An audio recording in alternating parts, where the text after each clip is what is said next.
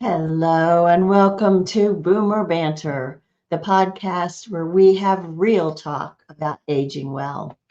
My name is Wendy Green, and I am your host. And with many years of aging well experience already and plenty more to come, I am here to tackle all the uncomfortable, unexpected, and life affirming questions you've been pondering to help you make the journey a little less rocky and a lot more fun. So, if you want to age well, you have come to the right place. We are running the podcast today on generator power from the upstate of South Carolina. Hopefully, we will not have any glitches, but I wanted you to know that we are on a generator. Our topic today is about healing grief. And the people in the upstate of South Carolina and Western North Carolina are really struggling right now. Most of those in these areas are not able to hear the episode today. Maybe when things settle down and they have time to process the grief of their losses, this will be an episode that you recommend to friends in those areas. My guest today, Deborah Edgar, was raised in dysfunction and she turned to self development and spirituality at a young age to find her way to authentic healing and transformation. We all have faced challenges and grief in our lives, but Deborah has turned her pain into a book titled Good Grief, a holistic and practical approach to healing through heartache. Her goal is to offer practical suggestions to help those who are experiencing heartache to put their lives back together in a meaningful and authentic way. Her story will break your heart and feed your soul. Deborah is a kind and giving soul who loves writing, reading, traveling, being in nature, and all water sports. She is an independent real estate broker and a holistic life coach and a mom to two wonderful kids. So join me in welcoming Deborah to the Boomer Banter podcast. Hello, Deborah. Hi, Wendy. Thank you so much for having me today. Well, I'm so glad you could join us. So, Deborah, the first chapter of your book talks about the paradox of grief. And I'm wondering what that means. So, could you read the first couple of paragraphs that describe what you mean by a paradox of grief? A few years ago, I wrote, not a few years ago, many years ago, actually, I wrote a definition of grief. And I said, grief, the painful distance between a life changing event and the acceptance of its impact upon the rest of your life. Hmm. And, that's a journey. It's not linear. It's not from A to B. It's a journey to, acceptance is more like, Hmm. what the journey to acceptance. Yeah. And then I went on to say, grief sucks. And here's the paradox: grief sucks and it's sacred. There is deep and dark pain as well as extraordinary beauty within its walls. It roars like a lion and is gentle as a lamb. It demands your attention, then holds you at a distance. It appears as an unwanted guest, having its way until it becomes a welcoming friend. It is relentless and forgiving. There's no better analogy to understand grief, who must shed itself to become a butterfly. So must we. Through the healing process, two things can be experienced at the same time. We can be grateful and enraged. We can be certain about things and completely uncertain about others. We can see a glimmer of hope one minute and dissolve into a puddle of despair the next.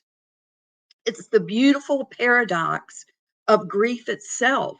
that can be cleansing and healing, offering hope to the brokenhearted. That is so powerful, Deborah. Oh, thank you.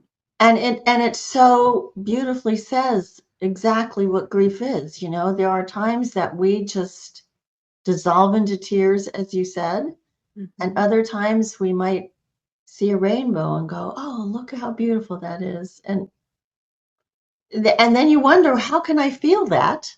How can I appreciate the beauty when I'm feeling so sad?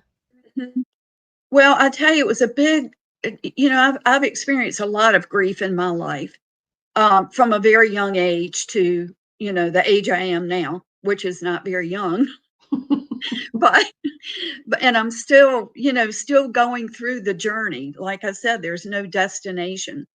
But I think one of the biggest things that I have taken away from traveling on the journey road is that two things can be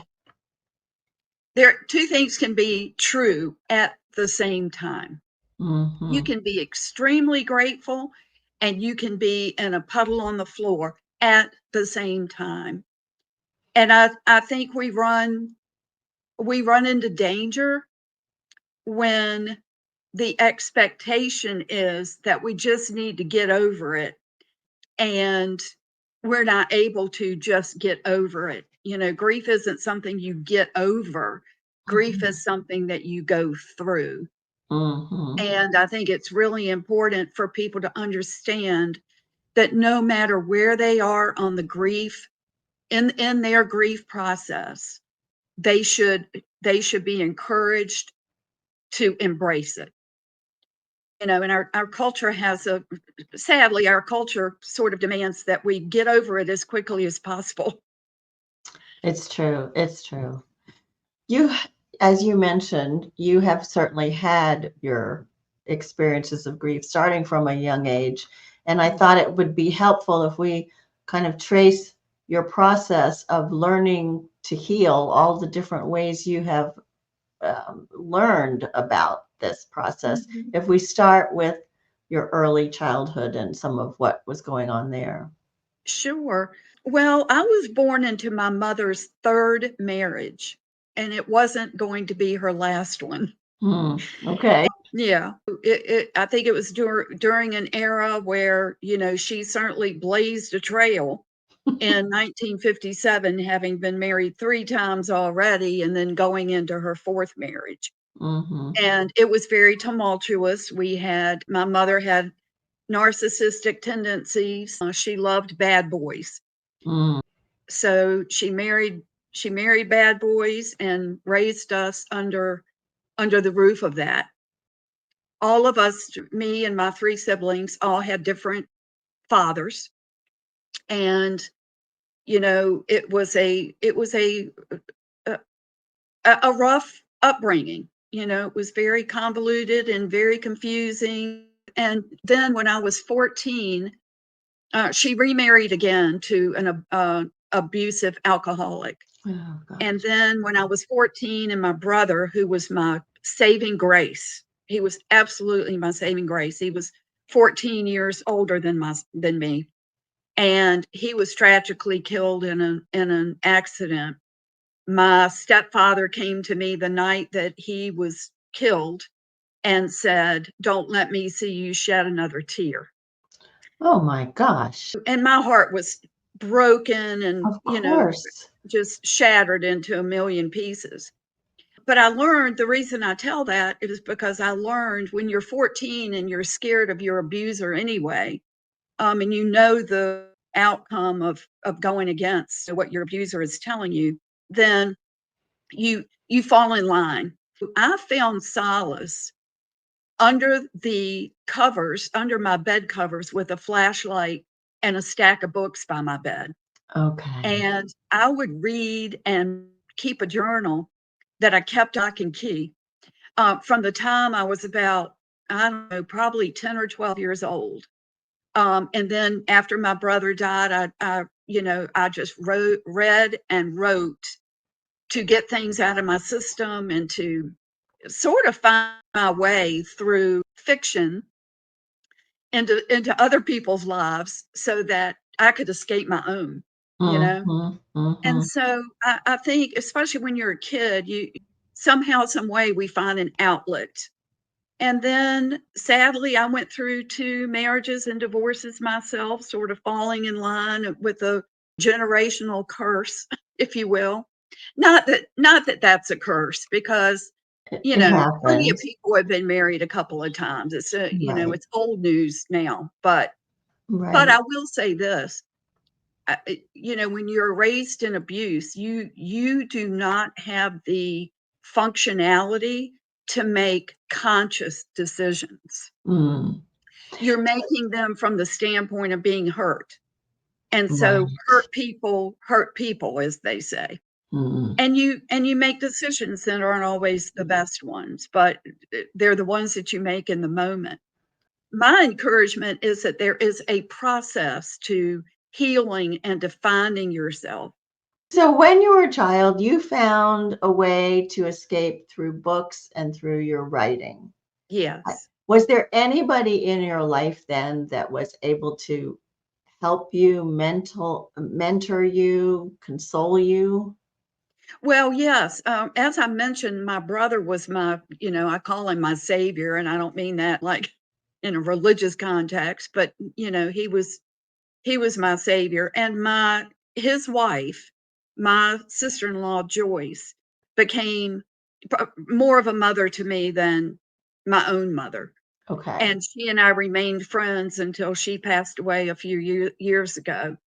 And my sister Jan, who is, like 15 months younger than I am, we sort of bonded, but yet we had our own traumas, Hmm. that sort of separated us at times and took us apart at times, and all of that. But really and truly, it wasn't until I was in my second marriage that I found an incredible therapist. Okay. And I wanted to talk about that because you also had a miscarriage in your second marriage, right? I So there did. was more trauma there, I did. not I just was losing fine. the marriage, but Right. Yeah, I did. I was 5 months along in that pregnancy, and that was a devastating loss. And again, people don't know how to approach you when you are in grief, right, and right. it's like, well, at least you have 2 other kids, or you're young, you can have more children. Things like that falls under the category of what I call dismissing the grief. Yeah. There is no question, no doubt in my mind that people truly mean well. They do. But I also believe that we can raise the bar. We can Exactly. learn different ways of helping those who are in grief. We can Right. learn different language. We can we can we can approach them knowing that they mean well, but we can also correct them and say, that really doesn't feel good, Hmm. because we have got to raise the bar on how we as a culture deal with grief, because it's not helpful. It's isolating and leads to depression. And I'm just sort of on a mission to re-educate people about how they can be more helpful instead of harmful. So how did you get there? I mean, when you were in your second marriage and you lost the baby and people were saying to you, "Oh, well, but you still have 2 kids. Isn't that great? Or you can have another one." Or, were you able to recognize that that wasn't helpful at the time? Well, I was able to recognize it to the degree that I knew that I needed some help. I needed help to navigate my childhood. I needed help to navigate through a second divorce. I needed help.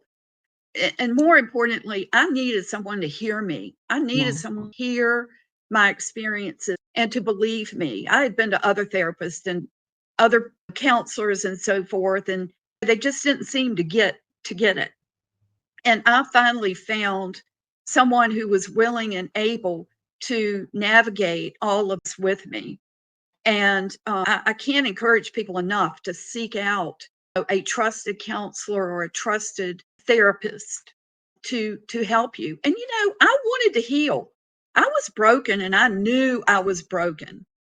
And I had started reading a lot of self-help books and digging Right. deeper into spirituality because I was raised in religion, and I couldn't reconcile being raised in religion. I couldn't reconcile Mhm. going to church every Sunday and being paraded down to the first pew of the church so that everybody knew we were there, and then going home and taking a lashing of some sort. Mm. Yeah, I couldn't reconcile that. sure. But Yeah. I knew innately that there was something greater than myself. I knew God was there. I just had to develop a relationship with my God on my own and how that could best work for me. Hmm. And so it was those things that led me to therapy, that led me on a self-healing journey. And then you mentioned in your book too, Deborah, that all of this all of this way society goes about trying to help you feel better by dismissing your feelings. You realized that when your son came back from Afghanistan, that you wanted to help him dismiss some of his feelings too. Am I getting that right? I did, and I want to share that is one of my deepest regrets. At a time when my son probably needed me the very most, I was not able to help him in the way that I would hope that I would be able to help him now. And I fell into the category that I'm talking about right now. I wanted him well. I wanted him happy. I wanted my son back. That's right. And at that time, I didn't recognize him, and Right. he didn't recognize himself. He had his own journey of grief to go through. But instead of holding his hand through it, I wanted him to get over it. I wanted him to be better. I wanted him to be back to normal. But I will tell you what I've discovered about that, not just for myself, but for all of us. I think we dismiss other people's pain out of nothing but fear. I think you're It's right. nothing but fear. It Mm. is the fear of, oh my gosh, that could happen to me. Oh my goodness, I could lose my son. What if he just needs to get back to normal so everything will be okay? And I And have felt that pressure with my own grief. right. And we are uncomfortable seeing other people be uncomfortable. We just want We to, really maybe, are. right? Maybe if I just give you a big hug, you'll be okay. That's not how it works. Yeah, I It's know. not how it works. And I remember the day that my son said to me, I just wish somebody would get down in the mud with me instead of trying to make everything okay. And I was like, oh my goodness, wow, I have failed him in that regard. And so in one way it was great because what a huge learning lesson.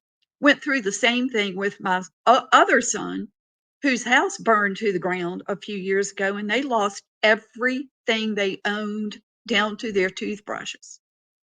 And as many moms, I just want to fix it, fix it, make it right, fix it. Of course. And oh, I learned so much from him through that experience about what not to do when someone's house burns to the ground. Well, and let's extend that out to all these folks that have been impacted by this Helene.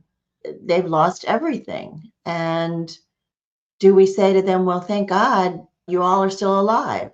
Yeah, thank God they're still alive, but that's not what they need to hear right now. It really is not. And I can tell you, here's that saying again, two things can be true at the same time.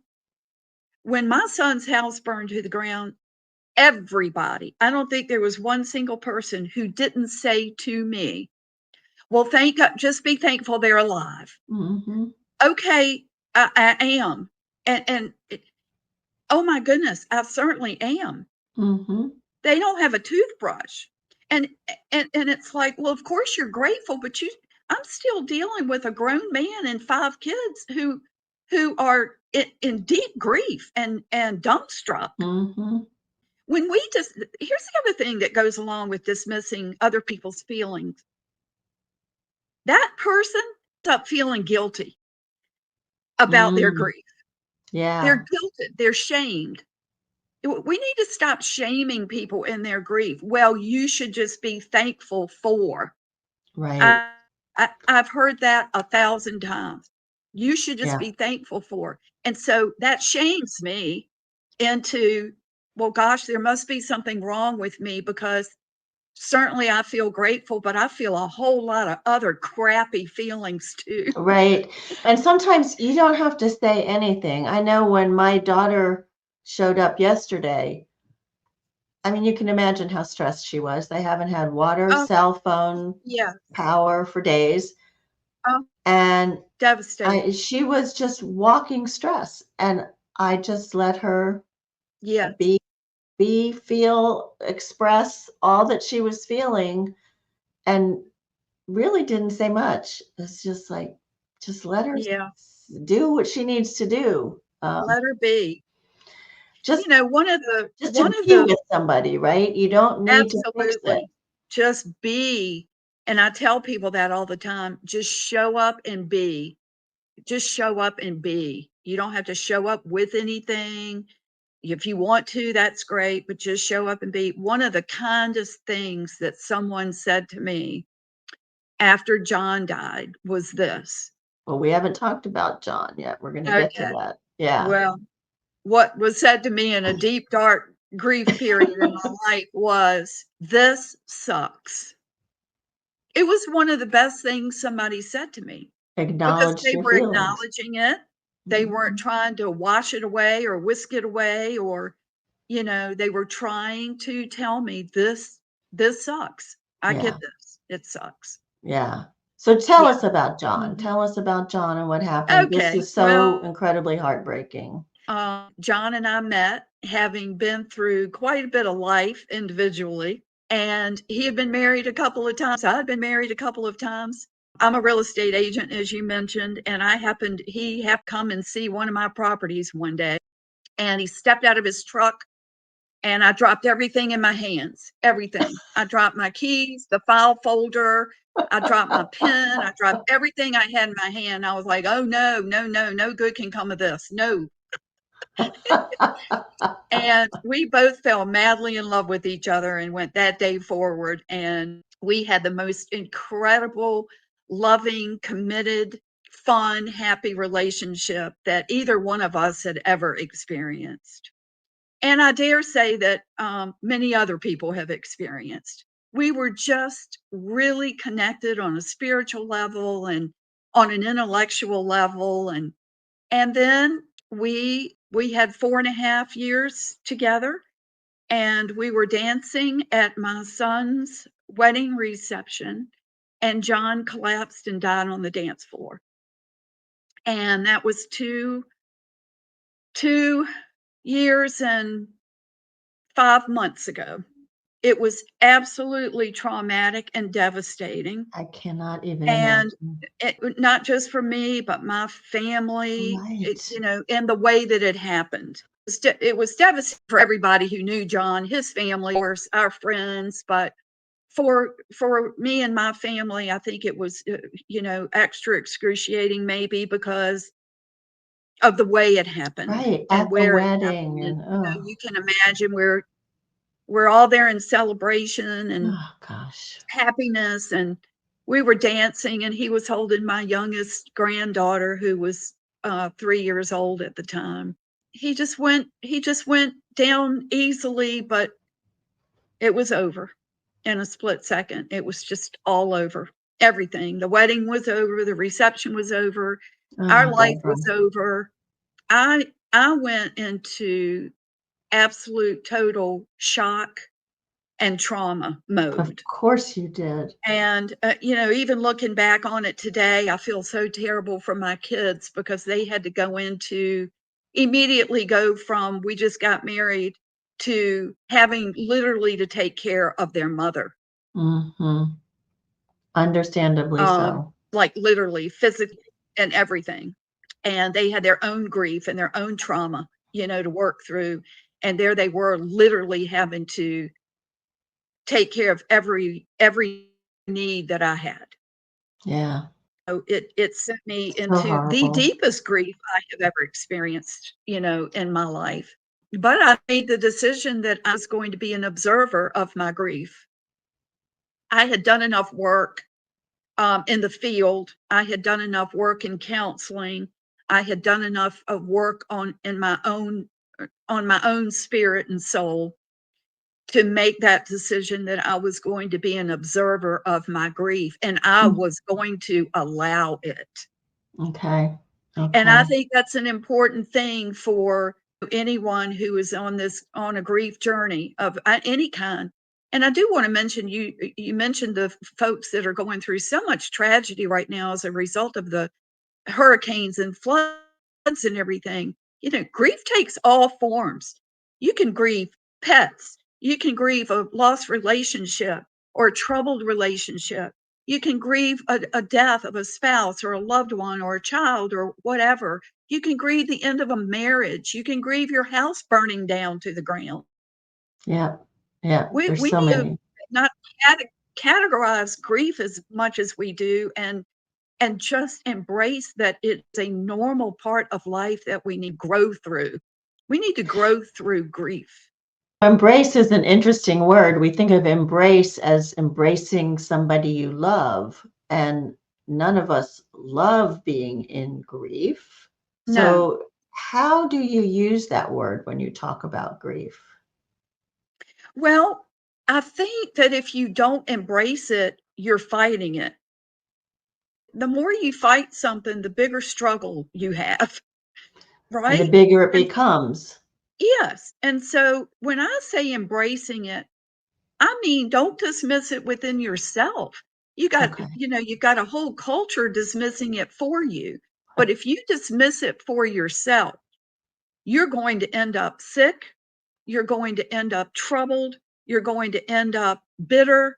You're going to end up isolated, depressed. The list is long of things that can result of not embracing the grief.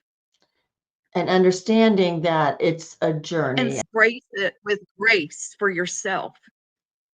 grace for I yourself. finally came to the conclusion that I needed to grieve. This was huge. It's huge. This was a huge loss. It was huge to navigate with my family. I wanted to take care of them. They had to take care of me. I wanted to be there for them. I didn't have the bandwidth or the energy to get out of the bed, much less be there for someone else. And so I decided, okay, this is my reality right now. If I don't Yeah. embrace it, it may very well seriously kill. Yeah. And you recognized at least at some point that you had learned certain tools to help you navigate, not dismiss it, but to navigate through it and Yes. learn, grow through it. So how did that inspire you to write this book called Good Grief? Well, I don't know if I can call it being inspired or not, because I've always wanted to write a book, but it was not this one. Hmm. I was going to write a book about my life experiences and growing up in a highly dysfunctional home, and what it took to manage through that and to learn to navigate and to heal from all of that. And then I don't know, probably about 2 months before John died, he asked me if I would write a book about our love story. Hmm. And I sort of dismissed it and said, "Oh yeah, one day I will." And he stopped me and grabbed me by the shoulders and said, "No, no, honey, I mean it. I'm asking you to write our love story." And so I said, "Okay." The next day I went to Barnes and Noble and I bought this beautiful leather bound journal, and it had a heart stamped embossed on the front of the cover. Perfect for a love And story. yes, and it took me a while to find the perfect one. And so I went home the next day and I showed it to him. He was like, "Oh my gosh, I'm so excited about this. Thank you so much." Well, he died like 2 months later. And so I used that journal to talk to him every day after he died. I wrote love letters to him for about 4 months after he died. And I told him everything, like I had to throw all the flowers out today because there were so many, and I felt like I was living in a funeral home. I would Mm-hmm. write I would write everything to him as though I were talking to him, if he was in the room, as if he were in the room. Mm-hmm. And I started noticing that I felt better. I was feeling better by getting these things out of my system and by writing to him and all of that. And then I started, like I said, I decided to embrace my grief. And so I started noticing how I was feeling by how I was being treated by other people and what helped and what didn't help, and all the times that I had been in grief all of my life. And I had watched how I had grown through grief. And I thought, there are a lot of people out there suffering. And I don't want it to be doom and gloom. I want it to be there's a path forward. There is Mm-hmm. a path forward. And it's not the easiest path, but there is one. I was inspired by the work that I was doing. I was inspired by the work other people were doing. And I had joined a writing group, and it was part of my healing process. And this wonderful woman by the name of Valley Haggard, she's a writing coach and she's written several books. And I joined her, she calls them writing retreats. And I joined one of her writing retreats, and I started writing with her. And she started encouraging me. She was like, Deb, you've got to do something with this work. It's really important. It needs to be shared. And I was downtrodden and I was depressed, and I was like, nobody wants to hear anything I have to say. I'm no different than anybody else. Yeah, How we yeah. go, what we do to Right, the ourselves. messages we tell ourselves. With her encouragement and the encouragement of many people in my life, who kept saying to me and encouraging me, you really need to write this. You really need to write it. And so I sat down and wrote it. And I wrote it in about, I don't less than a month. Wow. Well, you had enough to say for sure. One day I said, okay, I think I'm finished. I need to be finished.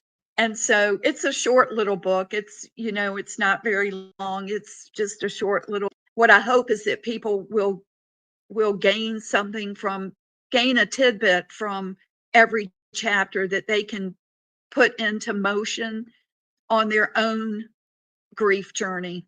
Just one little thing, if you just take one little nugget and implement that Yeah. from my experience, then that makes my heart full. Well, and you're so kind because you said it was more about what people will take away from this book rather than selling books. You just wanted to help people deal with their grief. I couldn't tell you how many books I've sold and really don't care. I really don't care. I have no idea. I never look at the numbers. I don't, that is not why I wrote it. Yeah. And it's of no interest to me. Mm. Um, Well, you know, it's called Good Grief, a holistic and practical approach to healing through heartache. And there really is a lot. I do want to talk about some of the things people said to you and what you would have preferred to hear after John passed. well, let's start with a few things that our culture, we seem to have a placated list of things that we just automatically say without Mhm. really giving much thought to it. I had people say to me, he's in a better place. And that may very well be true. I guess it depends on your beliefs and your religious beliefs or whatever. I tend to look at heaven right here on earth. And John and I experienced heaven here on earth. To say he's in a better place, I mean, maybe it is better than the heaven here on earth, but I wanted him right here with me, Of you course you know, did, right. selfishly. And I understand that's a selfish stand. But when you are in deep grief, All you're right. entitled to a little bit of selfish. I don't know that I would call it selfish, Deborah. It was a beautiful time for you, and you don't want to give I that will. up. So instead of saying he's in a better place, oh, tell me more about John. I love to hear his name. We people who are in grief want to hear their loved one's name. They don't Mhm. want to feel like they've been banished to a better place. Right, right. They want to talk about it. we, we want to know that their spirit is still alive and that you remember. So, I would encourage people to say, hey, tell me more about John. I didn't know him very well, but I want to hear more about him. Yeah. Tell me more about your relationship. People would often say to me, oh, you're young, you'll meet somebody else. I don't care to meet somebody else. I don't want to meet somebody else. That's not going to, I think one of the biggest ones, and it still happens to me today, in fact, last week, when someone says, you should just be grateful that you had the relationship. Trust me, I am. I know how blessed we were. I know how lucky we were. And that's why the grief is so deep. I'm not Mm, grieving what I had or our experiences or my memories. I'm mhm. grieving future without it. Sure. Yeah. There's a big difference. You're not grieving the memories or because you're very thankful for that. You're actually grieving the future because it changes everything about your life. There's nothing Yeah. about my life that is the same. In rebuilding your life, you don't need to be shamed into, well, you should just be grateful for what you had. So what would you I think a positive, oh, I'm watching you and you're doing a great job of putting your life back together. Gosh, I know you miss him. I know you do. so I miss him too. so acknowledging the Um, feelings is what you'd just acknowledge people's feelings. If somebody says to you that they feel a certain way, you don't need to necessarily respond, oh, I know how you feel. Something happened to me. Hear them, mm, and acknowledge that you hear them. And let them yeah, know that you see their pain, that you don't right. just hear it, but you see it. We all want to be seen and heard, don't we? Don't we all want that? And so the that's a few things that I would say is Yeah. that and this sucks. Wow, this really sucks. Yeah. Yeah. This really sucks. Yeah. I'm so I'm here for you. I'm here for you right now. This really sucks. I'm here for you. so helpful. Yeah. So many tools in this book, Deborah. Oh, Good thank grief. It you. was great. And things like morning rituals, honor your temple, lean into your trusted tribe, put pen to paper, allow yourself to slow down. And it's okay to not feel grateful all the freaking time. So, of all of these and even more, what are two or three that you think are most important to embrace? There's that word, to embrace and practice as someone begins the healing process. First and foremost, I think it's really important that we take care of our soul. And when I say that, a lot of people say self care, and that's a part of what I'm talking about. We all need rest. We all need to drink lots of water and all those kinds of things. And all of those things are helpful. And sometimes it's just hard to get up out of the bed. But when I say soul care, I mean dive into those things that bring you the most joy. If you are a gardener, get in your garden every day. If you are a writer, write something every day. If you put if you absolutely have a passion for putting jigsaw puzzles together, carve out 30 minutes of every day and do that. Morning rituals to me, they absolutely saved me. I was determined to number one, get out of the bed. Number two, I made a commitment to myself to make my bed so that there wasn't any question about me getting back in it. I was not going to get back in it if it was made. Mm-hmm. I was going to start my day with some sort of meditation, whether that was just reading something or watching a video or writing. I was going to do something. I tell you, morning pages is a great, I don't know if you, From the I'm sure artist's you do, way. Yeah. the Artist Way. Julia Cameron's The Artist Way. If your followers haven't read it, they please do read that. Mm-hmm. It's so helpful. Morning rituals was that my writing absolutely saved me. But I would also add that when you're going through grief, it is the easiest and first answer that we usually have is no. No to invitations, no to going out, no to being with friends. Grief is a weird, wicked beast because you need love and you want to be busy and all of that. And at the very same time, you don't want to talk about it. You don't want to go anywhere. You don't want to do anything. It's all a big mix of, it's like a yarn, big ball of yarn. And so I would encourage to say yes as much as you can. Now, there may be times when you just can't. And listen, Mhm. I canceled more invitations than I ever wanted to because I would get ready to get dressed and I couldn't do it. And I would have to call back and say, I'm sorry. Well, that made me feel worse. So what Mm. I would do is I would say to the kind people inviting me to go somewhere, I'm going to say yes with a caveat. I'm going to need your permission to call you at the last minute and say I can't go. Okay, that's a good way to do it. And Yeah. so that way it's set up that everybody's understanding. Your friends are understanding that you may cancel and you Mm. don't have to feel guilty about it. Yeah. Deborah, this book is so helpful, and your story is Oh, thank you. so heartbreaking. That means And so much your, to me. Thank you. well, your story is also, it's heartbreaking and full of joy. Again, it's the paradox, that you shared with us. It's just wonderful. If you want to reach Deborah, she said you can email her at Deborah, it's DEBORAH, at deborahedgar.com. And I will put that in the show notes so that you can let her know what you took away from this story. And I would encourage you to get her book, Good Grief. It's got a lot of useful tools in there. Thank you so much, Wendy. That means so much to me. And I just want to say to anyone who is struggling with a hurting heart today that you are not alone.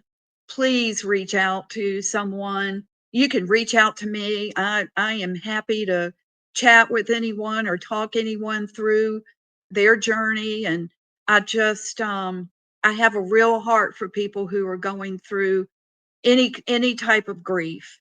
And I do believe that together we are stronger. Stronger. Yeah. And I do Thank you. know that we can do hard things. We can do hard We things. can, even when we think we can't. Thank you so much Yes. for having me. You're a You're blessing. welcome. You are such Ah, a blessing. yeah, as are you. Thank you.